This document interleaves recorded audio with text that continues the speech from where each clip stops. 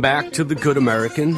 We are joined here with another guest. I told you that this guy, I came across him by reading a story about him being a department store Santa Claus.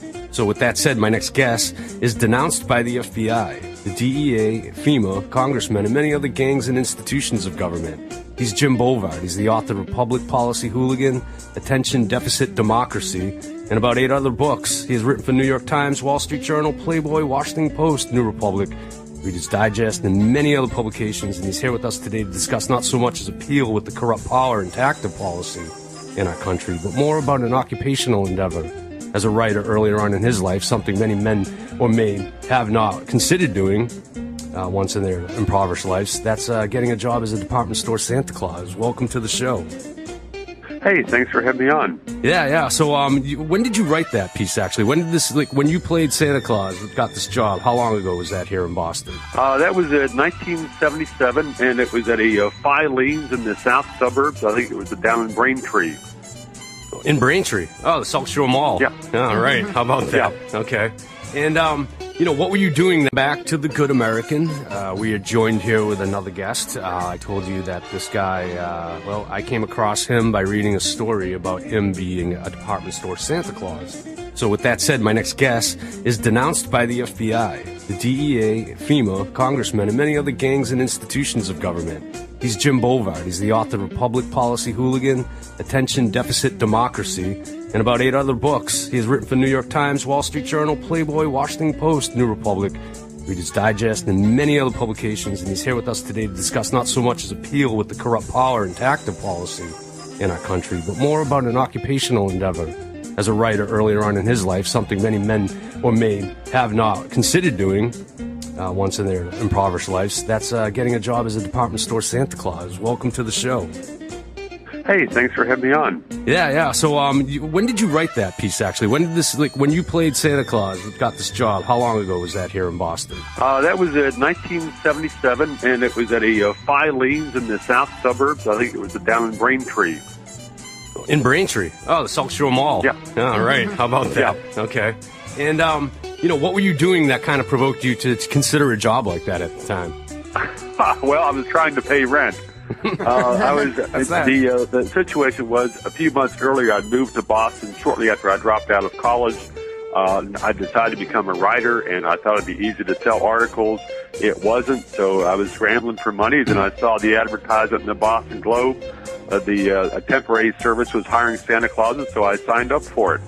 Do you think at that time when you were trying to get work as a writer here in Boston, was it difficult, competitive to get anything published? Oh, yeah. It was very difficult, and it was made a little more difficult because I was not writing nearly as well as I thought I did. Things got better as time went on. I managed to sell a piece to the Boston Globe the following year, about 6 months after I did the Santa gig, and then some doors opened up after that. But I was just scrambling to pay rent, and plus, the thought of being a Santa Claus was a hoot, and it was my only experience in life being a minor deity. Was it easy to do this job? I mean, did you have any apprehension? Having kids sit on your lap. I mean, was that a new experience for you? Were you good with kids? Yeah, it was certainly a new experience to me, but it's not something I had apprehensions on because I'd done all kinds of jobs before, and it was a whole lot more fun being a Santa Claus than it was working baling hay or going to the Boston freight yard and unloading a railroad car full of Idaho potato boxes. It was much better, and it was a fairly simple gig too because I was a restaurant Santa Claus. I was walking around talking to kids, and so it was fairly rare to have kids on my lap, which is probably why my pants stay dry. Well, we just had a band here.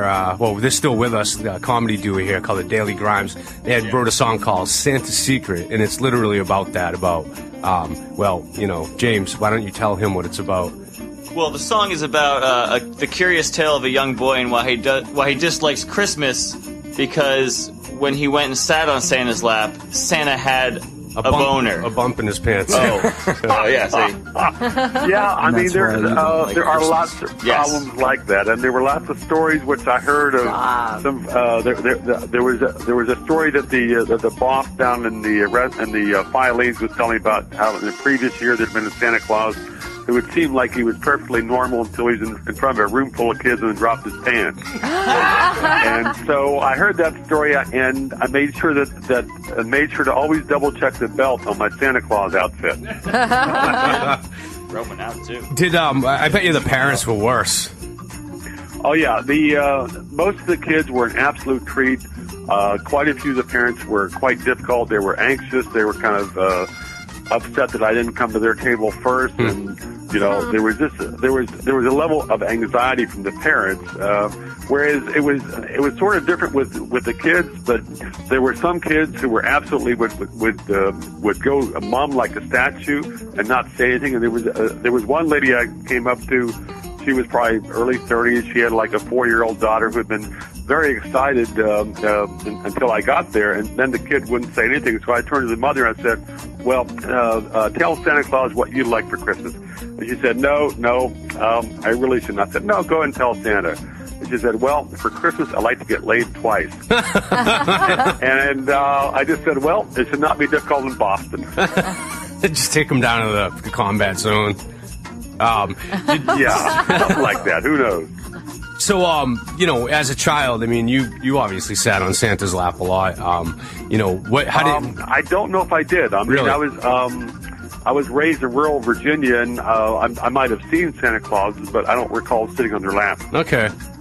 Well, I mean, what do you think? As far as with a Santa, let me phrase this the right way.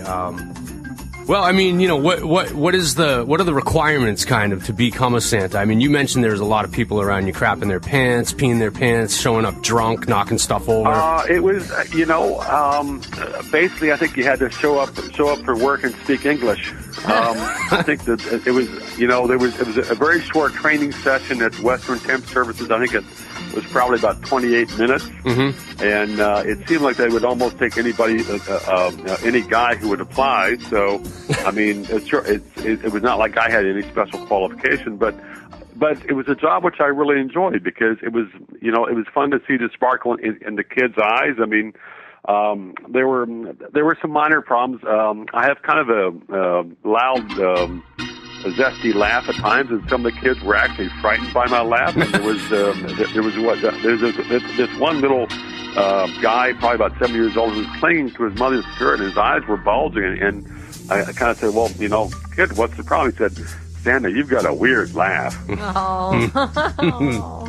So I don't know how many years he had to spend in therapy because of that, but Our host here, Francesca Colvario, has a question for you. What is the weirdest thing or the funniest thing a kid's ever asked you for? Oh, God. That's a good question. You mean while he was Santa Claus, or these days, right up until now? While he was Santa. Okay. While I was Santa Claus, there were... Most of the kids were fairly reasonable. I mean, it was not a super affluent area, and I think kids had not gotten in the habit of asking for exorbitant things at that point. I guess the thing that was most striking was there were a couple kids who tried to yank off my beard because I was wearing a fake white beard at that point. So I guess that wouldn't count as asking for a present, but it certainly made an impression on me. Yeah.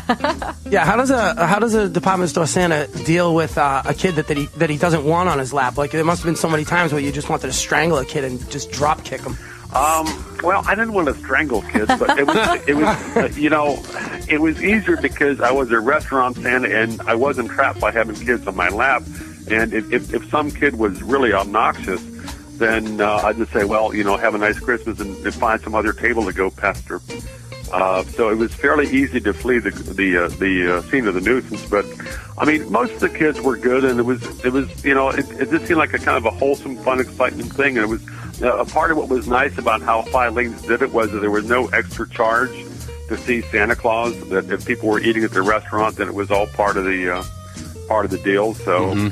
I mean, there's some malls I see where parents have to shell out $20 to see Santa, and that's like highway robbery. Yeah. I mean, what are they paying for? Really, they're paying for a picture and your valuable time. Runs that good. Yeah. Actually, I stopped. I've always told the story. I've stopped believing in Santa when I was a kid because of a department store Santa.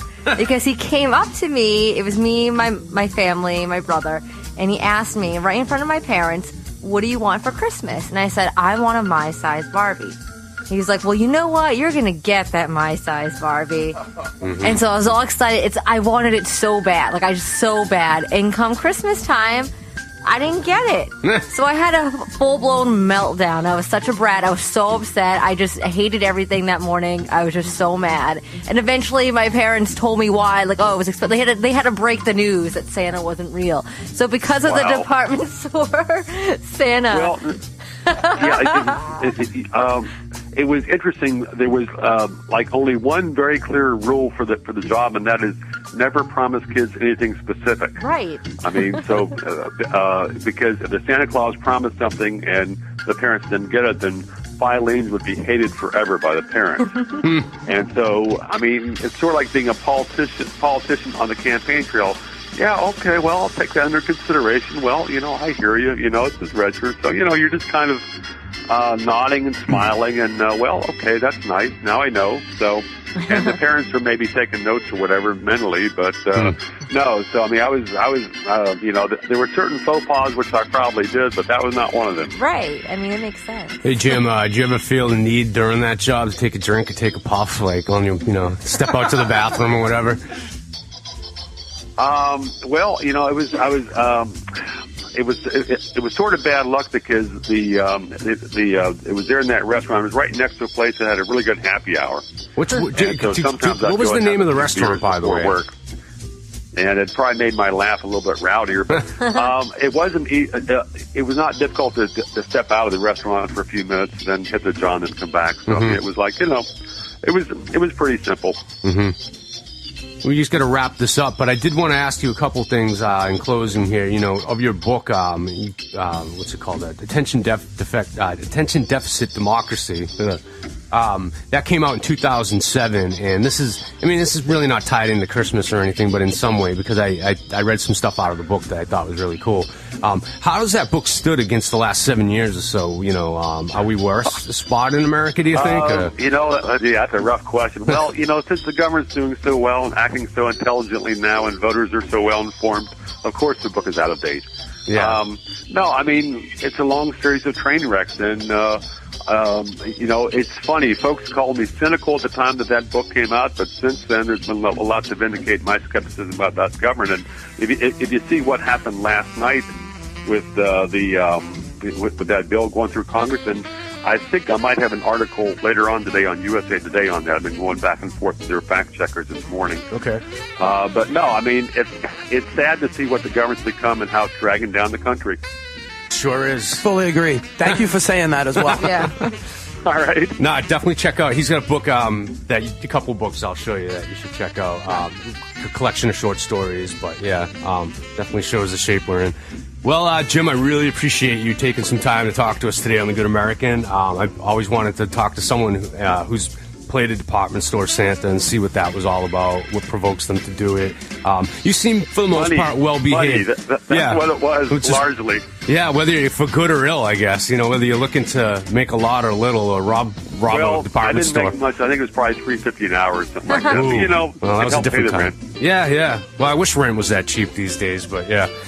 All right, well, have a really good Christmas, and, you know, I'm going to keep touch.